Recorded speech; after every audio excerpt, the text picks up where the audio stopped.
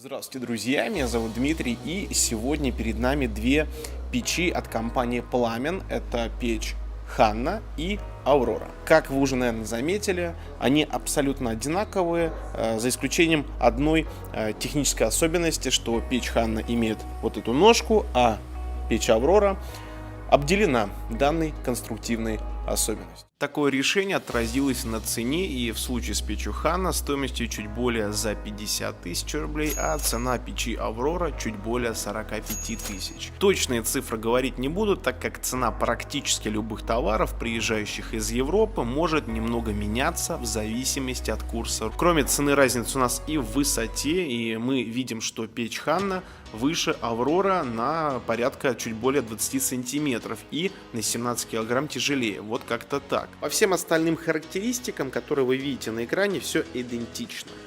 Корпус печи выполнен из чугуна на 100%, декоративных элементов особо нет, да и не каждому из нас они нужны. Плюс стоит отметить, что любые узоры на чугуне повлияют на цену в сторону, собственно, удорожания, а вот функционала особо не добавят. Удобная и надежно реализована система закрытия дверцы. Она сделана для того, чтобы ты открывал и закрывал. И еще раз повторял это много раз, и с годами ничего с ней не произойдет. Большое обзорное стекло с принудительной системой чистого стекла. Вот в этой области воздух попадает внутрь через специальный зазор и сразу благодаря вот этому козырьку идет на стекло. Уплотнительный шнур, как вы видите, идет по периметру всей дверцы, так и на месте соединения стекла и чугуна. Это не только безопасность, но и качество реализации.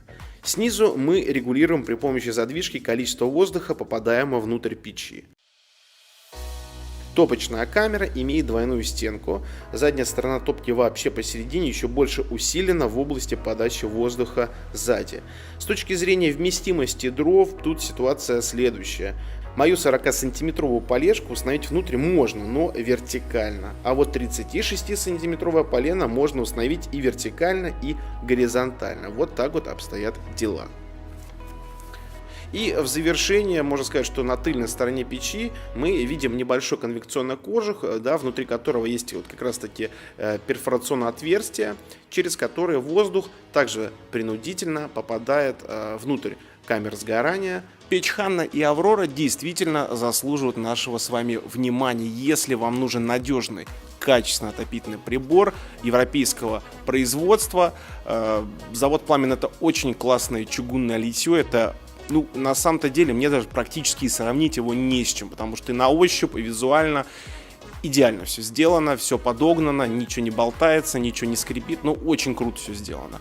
Поэтому, если вам нужен такого рода отопительный прибор в пределах 45, чуть с небольшим, или там чуть больше 50 тысяч, то эти печки просто супер вариант.